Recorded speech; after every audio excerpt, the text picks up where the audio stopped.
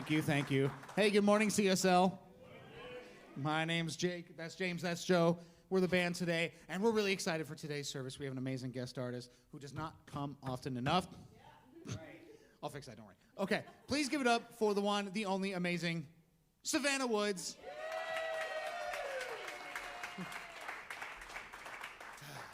She's going to lead us in an opening sing-along, so we hope that you all... Thank you, yes, that. Sing along, thank you.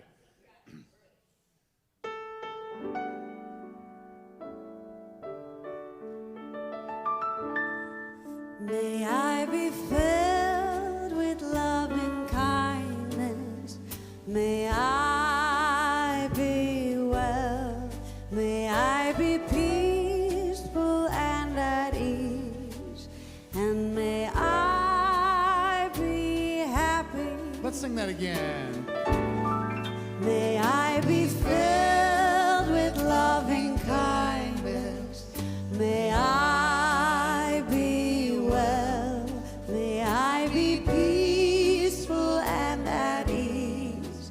And may I be happy.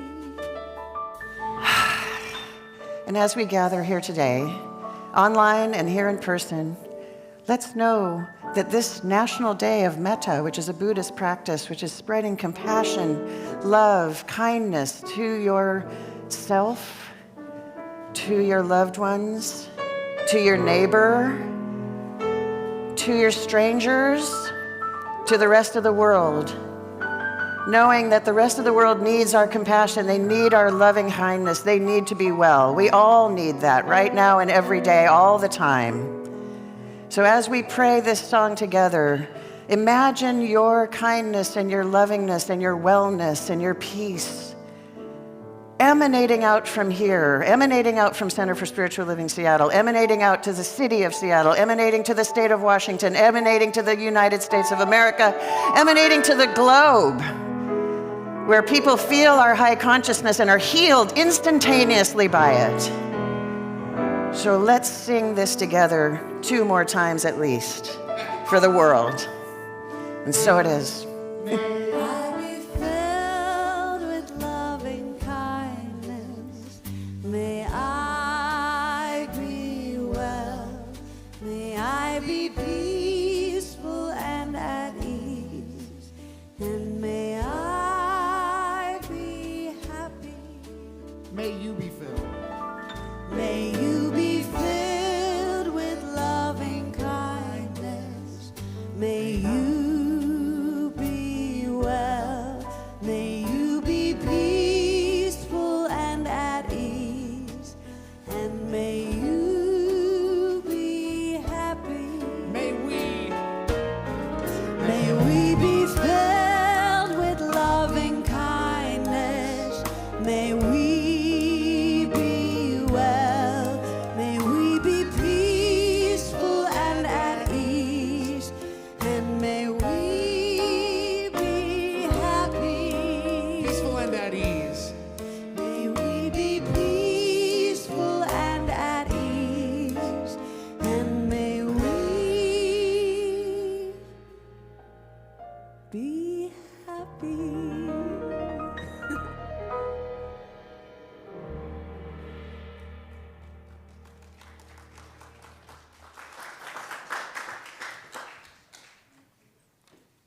Thank you, Savannah.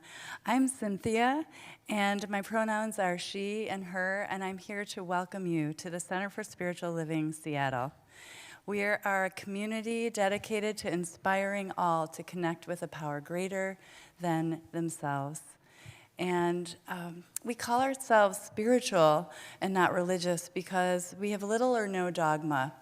We simply take age-old wisdom and take those ideas and ask you to apply it to your life. Try it out. See how that works. And we are also a hybrid community. About 2/3 of us actually are joining from online, so welcome. We wish you a warm welcome if you're joining us online. And very happy that you're here. If you like what you hear, many people will try us out online first, and we invite you, if you're local, to come and meet us in person when you feel ready. And when you do come, if you do come, please introduce yourself if you're comfortable. We'd love to get to know you. And you may, whether you're here in person or online, be wondering, how can you get to know us better? And if you're here in person, we have these cards that are connection cards in your seat back pockets. And if you're new to CSL, please feel free to take these home with you and get to know us. They tell you what we believe and tell you more about ourselves. There's also a prayer support card here. And if there's something on your heart that you would like prayer support for, please fill that out. You can put it in the prayer box that's in the back corner, or you can give it to one of our spiritual practitioners who are wearing the purple stoles, here to support you in prayer. We love to pray, and we love to support you. Even if you've had a wonderful week and you just want to celebrate, we're happy to celebrate with you as well. So please know that that's a resource for you. There's also connection cards here that you can fill out to let us know what your interests are and help us to connect with you. If you're online, you can also put your email in, and that's a way that we can stay connected with you. You can also go to our website or our mobile app, and there is a keep in touch section that you can enter your information.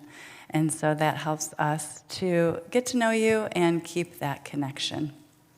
So there's also online, and actually for anyone here, a way for you to ask for prayer when you're not here on Sunday. There are prayer practitioners that are happy to hold you in prayer, and the email for that is prayerrequest@spiritualliving.com. So again, welcome so much for being here. We're so glad you're here, and we'll welcome Savannah back up.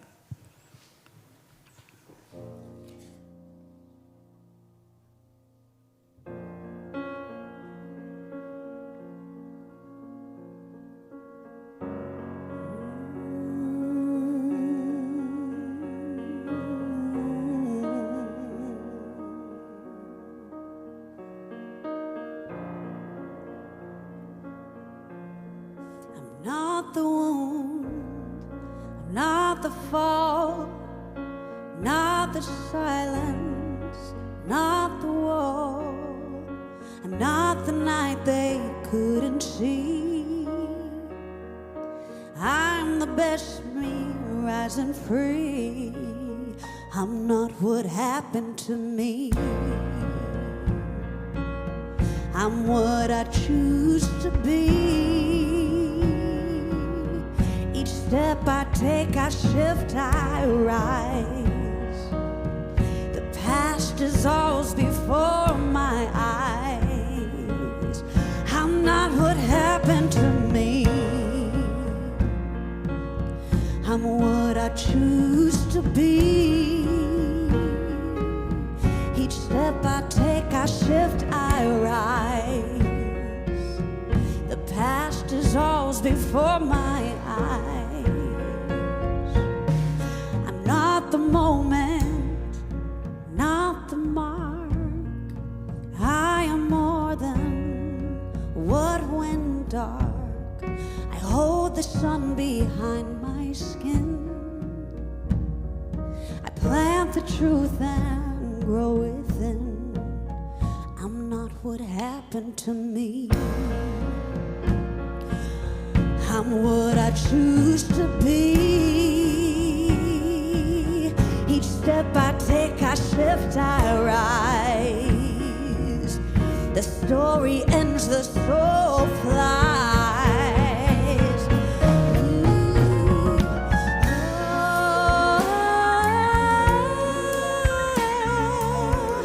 Ooh, oh, ooh, walk as light.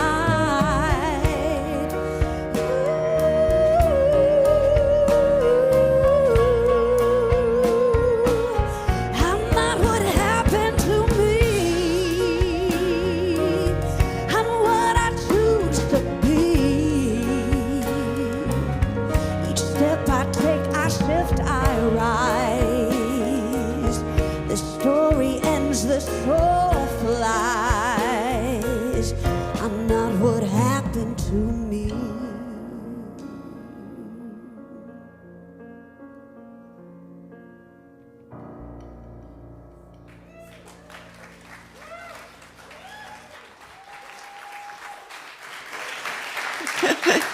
I am not what happened to me. That's the story of CSL. That's the story of spiritual transformation.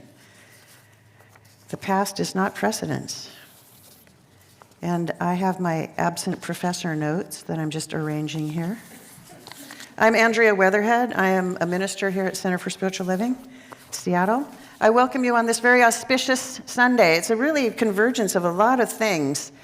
We have National Metta Day, which we just sang to, the Buddhist practice of spreading compassion and goodness and wellness to the world. We also have it being Passion Sunday. For those of you who follow the Christian Easter rhythm, it is the beginning of the last phase of Lent, which I'm sure most of you gave up some bad habits for Lent. Yes? But what we do here, we do a more metaphysical interpretation of Easter here, where we look at it as the journey of the soul through transformation. And that's really what we're about here, is transformation. And we just had equinox. Gosh, it's so auspicious. You can see the world around you transforming right before your eyes. And that's why it's such a wonderful time of year to talk about what we're talking about this month, which is planting seeds of goodness for yourself and for others, and then watching those things grow. And when we're talking about seeds, it's a metaphor for the garden of the consciousness, because seeds are our word. When we put our word into the universe with conviction, we can change our lives. And when our consciousness can prepare the way, to prepare the soil, we can see amazing fruits of our consciousness. So this month, Kathy Ann, the spiritual director, has done a couple of talks leading up to this one, and there will be another one next week on this theme, where she has talked about, in the beginning was the Word, and the Word was good. Use your words intentionally. Don't waste your words. They're very powerful. She talked about not using your words to just comment and complain, and use your words with intention and with goodness, because there is power behind them. Also, when you're asking for something that from your heart's desire, use your words from your heart. Put your feeling behind your request. I have that job, and you feel the feeling of having had that job accepted, your job application accepted. Feel the feeling of when you're walking into that new apartment you want. When you're saying, I have my new apartment. Because the subconscious works in feeling, not in intellectual babble. Yes, I think I would like to have a house that suits my needs. No, I have my house. Yes. That's why we say, when you hear somebody pray here, that's why we say, and so it is, at the end of each of our prayers. Because we're stating it as fact. It's already happened. Spirit is taking care of the details. Kathy Ann also talked about, I'm just giving a little backup because some people may not have been here for the last couple of weeks. Don't know where you were, but okay. She talked about, it's really important where you pray from. Because if you're praying for that C-suite corporate job from, I'm not worthy and I don't deserve to be paid as much as everyone else and I shouldn't earn more than my parents and I don't have the experience place, guess what? That intention is killed off at the root before it even has a chance to be a shoot. I'm going to be using seeds and gardens along with intentions the whole time, just warning you. So we've been using gardens as a metaphor. So what I want to talk about today is, how do you tend to that garden? How do you tend to the seeds that you have put in the ground? What happens next? Well, when you tend a garden, you usually prepare the soil, you loosen it around the plant so it's not trying to get up through clay or something. You usually give it some water, hopefully, maybe some sunlight. You can't give it sun, but you can put it in the place where it gets it. And we tend to our spiritual consciousness in the same way. When you tend to your spiritual practice, you take on a way of moving through the world with spirit present in your consciousness all the time. It takes practice. So you meditate. Well, people sometimes get a little bit intimidated by meditation as a thing, because I don't like meditating, I don't like sitting still. Well, you don't have to, you can walk. You can do lots of different forms of meditation. You can draw. There's lots of forms. Pray. How often does it occur to you to pray? When something's happening in your life and it's going wrong, how often do you run to control it instead of just saying, Spirit, take this from me. This can, we don't always remember to do that. Take a class. Take a class where somebody can expand your understanding of the magnificence of your spiritual self. Read some books of wisdom. Do it with a group or do it on your own. So these are all ways to tend to your consciousness garden. Because we don't make seeds grow. And we don't make our intentions happen. We actually just give it the conditions so they can prosper. So one of the first things you do after you've put a seed in, or if you've stated your word of good for yourself, this is sometimes hard for people, is you just let it go. You just release it. You don't pay attention to it after you have stated your good. We say good here. Our good means our heart's desire. You just let it go. You don't constantly check on it. What if you had a daffodil that you checked on in January by digging down and saying, are you sprouting roots? Okay, that's going to kill it, right? And the growing of the daffodil has nothing to do with us, right? It grows on its own. We prepare the conditions, but it grows on its own. There's 3 or 4 daffodils that come up in the corner of my yard that my father planted 30 years ago. And they come up every year. It's a reminder of him. It's lovely. Thank God it's not up to me that they come up every year. So we let it go. Tending to our attention is less about forcing results as much as it is about just staying present and letting life do its thing. So we do know how to let go of things in life. We do it fairly regularly. We just don't think much of it because we let go of material things sometimes without thinking about it. For instance, a metaphor that I use in my class that I teach called Beyond Limits is you go to the post office, you don't go to the post office, you write a letter to your friend in New York and you drop it in the post box. And you expect it to get to New York. You don't have to check on it. What if you were looking out the window and saw the postman come and then you got in your car and followed the little postmobile down to the post office and then you peered over the loading dock to see if they put it in the correct sorting bin to make sure it gets to New York? That is not going to help. It's going to go whether you're doing that or not. So when you put an intention out into the universe, let it go. Release it. Let the infinite intelligence know that you're confident about it and don't try to force and compel outcomes. We're so good at trying to make stuff happen all the time. According to Ernest Holmes, if a person continues to dwell on their request after praying, it implies a belief that the prayer wasn't sufficient or that the outcome isn't certain. So letting go is a way of letting go of doubt. It's detachment. It's a very Buddhist kind of thing. And then claim it at the end of your statement of, I have the new job, and so it is. There's power in your word. Sometimes when you hear people pray around here, you might hear them say something like, I release my word into the universal law. Well, we talk about laws here, and you can learn more about those in classes, but there are certain laws of the universe that work with consciousness, that are working whether you're aware of using them consciously or not. It's kind of like gravity. You can either defy gravity, which I don't advise, or we can work in sync with gravity, which is a lot safer. So we have laws like that. One of them is called the law of attraction. That was something that Kathy Ann was talking about last week. You attract to you everything that supports what's in your consciousness. Things come to you that is in your consciousness. So if you want to have a loving partner who is a kind soul, be a loving, kind soul. If you want that big job I've been talking about, be the person that would have that job. Take on the consciousness of someone that moves through the world, who has what you want or is who you want to be. Because when you do that, it is attracted to you. Be the harmony that the world needs right now, or that you need. So Kathy Ann talked about taking on something like that. In fact, I don't remember whether it was first or second service last week where she assigned a homework assignment. She said that she would like you to take on the consciousness of somebody who has really close, intimate contact with spirit that you can imagine. It could be St. Francis, or it could be Jesus, it could be Buddha, it could be someone you know.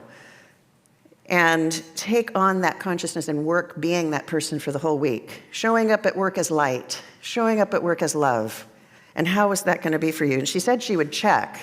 So how many people did that assignment? Well, you know what? It's great she's not here, right?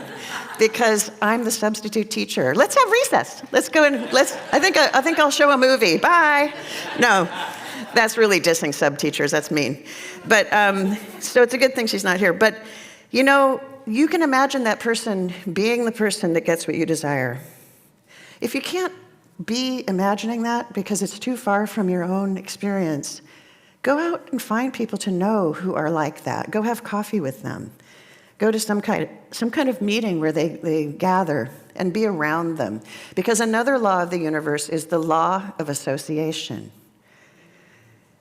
You have to be aware of your law of association when you're tending your garden of your consciousness, because if you associate with people who have what you want or who are who you want to be, you actually draw people to you, and it raises your mental state.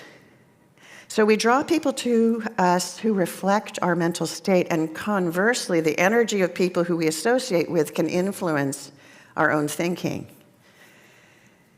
So if you surround yourself with people who are always cynical and negative, I mean, my family's kind of like that. They think it's humor, but it's actually, I mean, it is funny, but it's also negative.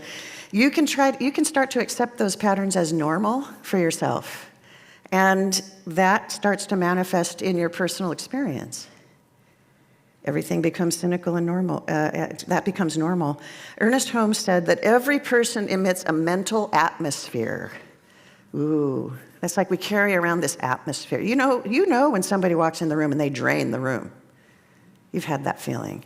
You've had the opposite, where someone comes in and it's like, wee!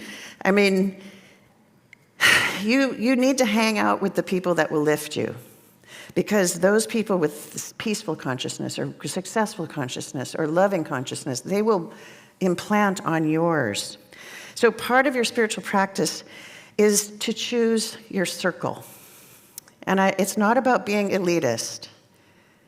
It's about choosing who you choose to hang around with, because it's protecting your mental garden from seeds of doubt or negativity. And sometimes we do change our friendships as we move through our spiritual path. It just happens. It's a major factor in what you subconsciously believe is possible. I mean, that's kind of why you come here, right?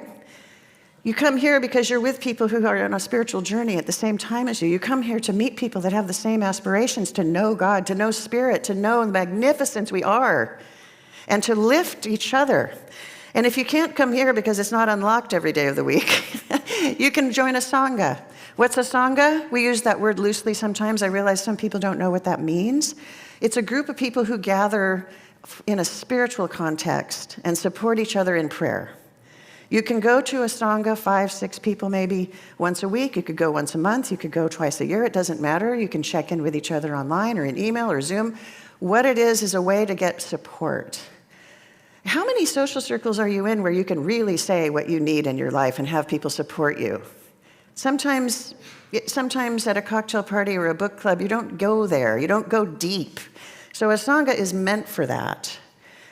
And that's a great use of the law of association. So another law is the law of attention. What you put your attention on increases. You've probably heard that a lot. You've probably experienced it a ton, whether you're conscious of it or not. How many times have you learned a new word, and suddenly the entire world uses that word 100 times? The next time in the week, you're like, how did I even get through my life without knowing what this word meant? Everybody's using it. Your consciousness your awareness, what you pay attention to, amplifies. It's true, what you resist persists as well. I had a cracked tooth incident yesterday, and it was just like hell. And I just used the law of attention by paying attention to something else, and it subsided. We can use that for pain. When you resist pain, it hurts more than when you try to let it move through you.